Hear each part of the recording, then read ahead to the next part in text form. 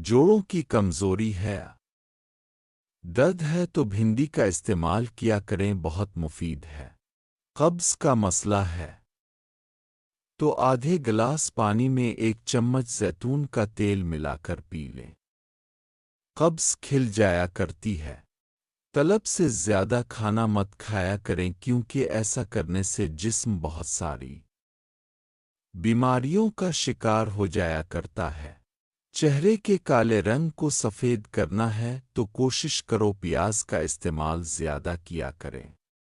فالسا کے استعمال سے سر کے بالوں کی کمزوری دور ہو جایا کرتی ہے اور بال گرنے سے رک جایا کرتے ہیں۔ جامن کے پتے چبانے سے ہاتھوں پر پسینہ نہیں آیا کرتا۔ اگر جسم میں بہت زیادہ کمزوری آ جائے تو کھجور کے ساتھ انگور کا 1 دانہ کھایا کریں، بہت مفید ہے۔ پلکوں کو لمبا کرنے کے لیے پلکوں پر آلو بخارا کا پانی لگایا کریں، پلکیں آہستہ آہستہ لمبی ہونا شروع ہو جایا کرتی ہے۔ گاجر کے ساتھ چقندر مت کھایا کریں ورنہ پیٹ باہر نکل آئے گا۔ زیادہ پریشانی سے دماغ کمزور ہوتا ہے۔ پستہ کو شہد کے ساتھ ملا کر کھائیں، جوڑوں کے درد سے آرام ایجانا۔ کلونجی کا تیل دانتوں پر لگانے سے دانتوں کا درد ختم ہو جایا کرتا ہے۔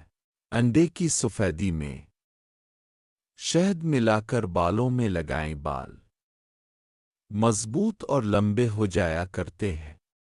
زیادہ کھیرا کے ساتھ پیاز کھانے سے جسم لٹکتا نہیں ہے۔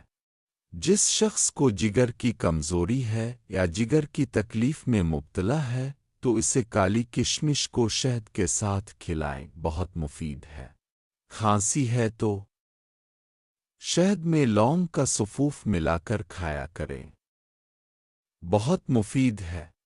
آنکھوں سے پانی آتا ہے تو دہی میں ناریل کا تیل ملا کر کھایا کریں، آنکھوں سے پانی آنا رک جائے گا۔